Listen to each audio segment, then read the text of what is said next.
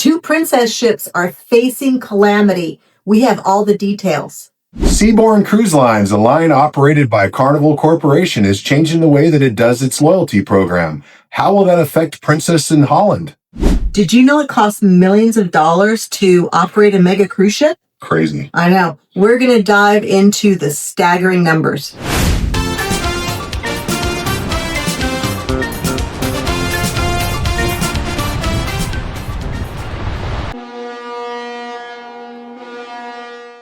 Hello and welcome to Gen X Cruise Life. We're your hosts, Nate and Suzanne. We have 3 great stories for you today that you're not going to want to miss.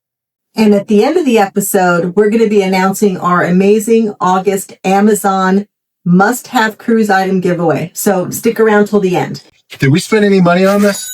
Yes, we did. That explains why I don't know about it. Princess Cruise Line is having problems on 2 of its ships currently. The first one is on the island Princess. Apparently there was a fire on deck 12. This happened today. It was put out quickly, and so far it looks like there's no damage, no injuries of any kind. The captain came over the intercom at 6:30 and said there was a fire. They were handling it. Some passengers were posting on Facebook and contacting their family. They're still close enough to shore. And it's a pretty scary incident, even though it's a small fire. And like you said, nobody got injured. The ship wasn't damaged. It's still frightening to hear that alarm come over. Oh, that alarm could wake the dead. And at 6:30 in the morning, it woke everybody up, plus the dead. Yeah. Right. Yeah.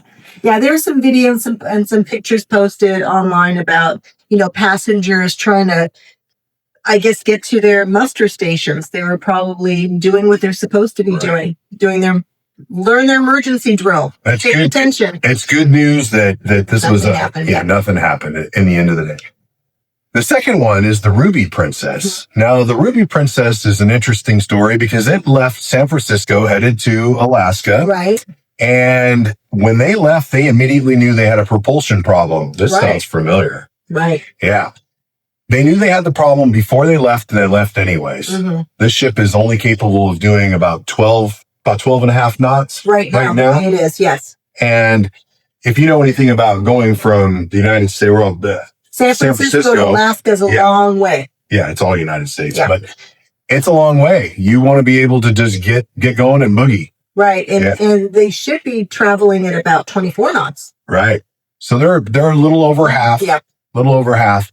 To be able to make up that time lost for the slow travel, here's where it gets interesting. They've taken some controversial steps. They're reducing port times. They shuffled the schedule around anyway. And then they're reducing some port times, and they canceled a very popular destination. Yeah. Yeah. Very popular destination. And this is a destination called Endicott Arm. Yes. Where they have 2 of their own excursions. Yes. Yeah. Yeah. It's a narrow fjord, where they take, 2, a 6-hour excursion or a 3-hour excursion to go look at the glacier and the waterfalls and experience the wildlife and nature. And it was canceled. And this is something that people specifically want to be on the cruise ship to do. Right? Right. So that's gone. It's popular. And then they took away time. At the ports. At each of the ports, shortened the window, shortened. And they can't take their regular excursions there. Right. Because now, Right. So let me ask you, Princess, we missed Endicott Arm completely. Princess. Yeah, Princess. And we shortened all of our port days. Right. I missed out on all of my excursions. Right. I'm sure you're going to make it up to me. I'm sure you're going to make it up to me. Oh, of course. Yeah. Of course. So what are you going to do? Princess offered them a onboard credit. An onboard credit, yes, not cash. Not cash, onboard credit. Okay, onboard, but I'm sure it's a lot, though. It's $50. It's enough to go spend some money in the gift shop. Play a couple of arms of the slot machine. I could buy one of those fake watches? Yeah. But it's not cash. Not cash, no. And it's $50. $50 for missing the entire popular destination and shortening all the port days. So you still provided me with the 11-day cruise, right? Just not really most of the stuff that's really what you had intended to do. And we've talked about this before on some previous shows about when you go on a cruise, there's going to be unexpected things that happen. There's going to be medical emergencies. There's going to be bad weather. But those are an act of God, act of nature, right? This is the ship left San Francisco knowing that the propulsion system wasn't adequate and they needed to cut back their knots. These are our humble opinions. Yes, just our opinions. But maybe $50 was not enough. Maybe they could do better. Yeah, I think they can. I think they will. Yeah. I think they will. I think we'll be hearing about it. This happens all the time when they get an offer out there to people and there's some outrage and they do an about face and throw more money at it. They try to give them the least amount that they can get away with. Right. Yeah, so that's why they kind of up it. But leaving, knowing that the propulsion system wasn't working, do you think the conversation was like, just go, dude. I can fix it. My dad's a TV repairman. He's got the ultimate set of tools. Can't fix this car, Macaulay. So, Nate, the big story here, though, is that it's on its way back to San Francisco right now. It's about 4 days away. And there's another group of people that are going to be boarding and leaving on the 20th of July on the same itinerary. And they haven't fixed it yet. So what are they going to do? Let those people know too that they're going to be missing this, this port and these excursions. Yeah, let's hope they can get the ship repaired when they come into port. Yeah, let's hope so. Yeah, folks, this is an interactive show, and being that it's such, we need you to now do your part. So, Carnival Corporation runs this luxury brand called Seabourn. Ultra luxury. Ultra. Pardon me, would you have any Grey Poupon? And they are now revamping their loyalty program, just like Carnival did last month.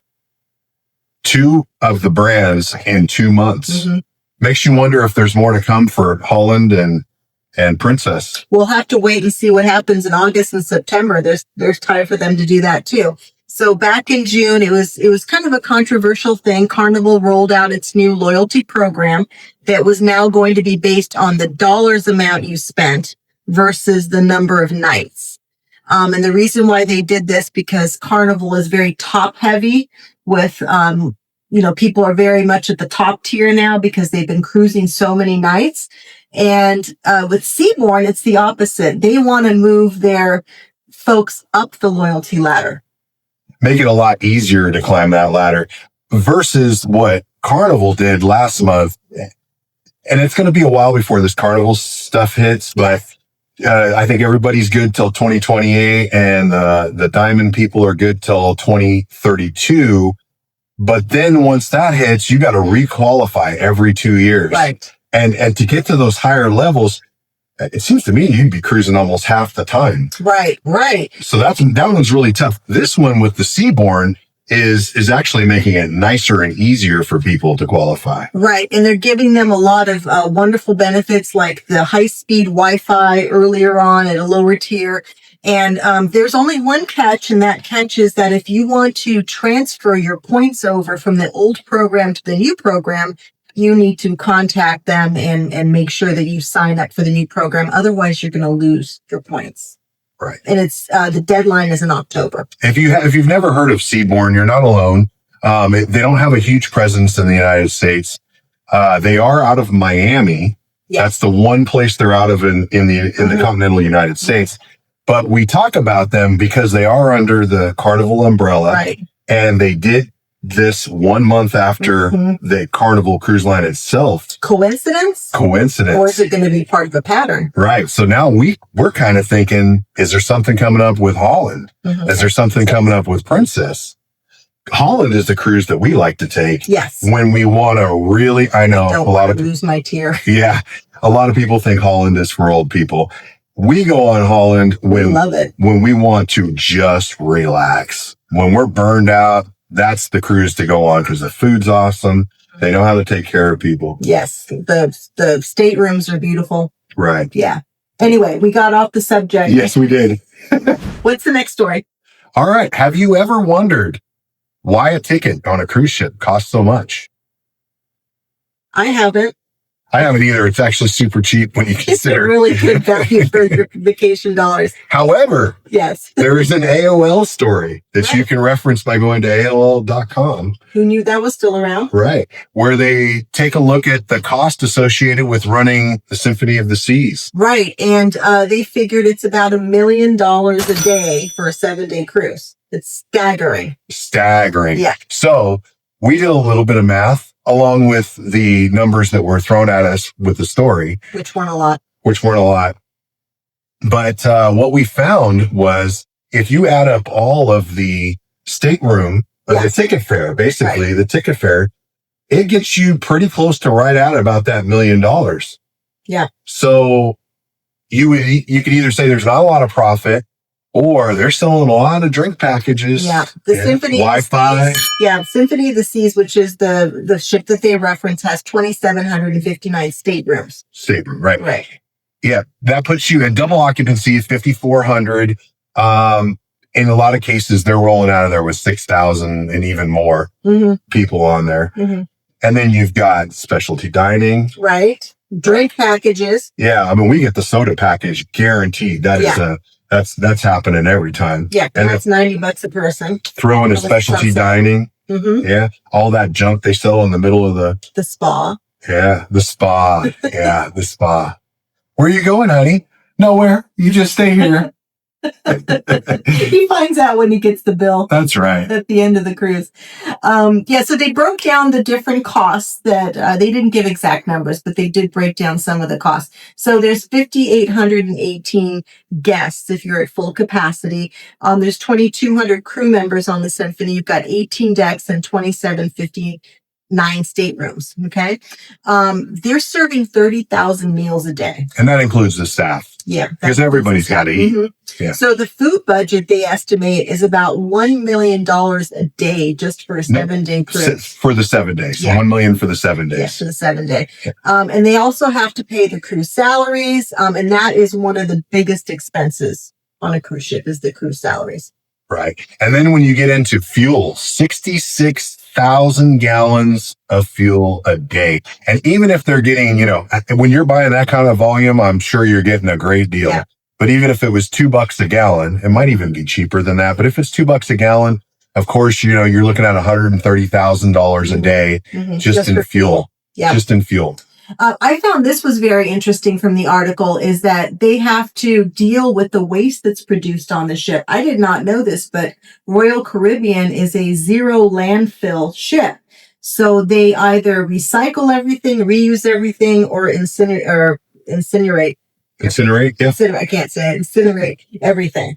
Yeah. And they're taking the scrap food, Mhm. turning some of it into fish food, but they're not just dumping it overboard. They're processing it, turning it into fish food. And one of the things I found that was really interesting, it's not in this article, but somewhere else I found, is that they actually make some of it into fertilizer. And I don't know if they offload it when they get to their home port or what, but that's their commitment to zero landfill contribution. Interesting. Yeah. They have 13,000 pounds of glass and hundreds of gallons of plastic bottles every week. And of course, you have to have crew members and separate those because they're recycling them. It's all offloaded when they get to their home port and recycled.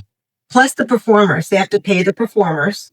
And Nate and I were just talking last time we were on the Symphony, just listing all the things they had on it. They had the ice skaters, they had the aqua theater, they had the big main theater. All the performers in the big main theater are 100%. Yeah. And sometimes those shows are, they're paying those people. Yeah. The 80s performers on the promenade. The piano guy. The piano guys, the guy in the Irish pub that's playing his guitar. The one-man show, Yes. So there's a lot of performers on board that they have to pay. That's right. Yeah. And it all equals up to $1 million or a little over per day. Yeah. Thanks for watching.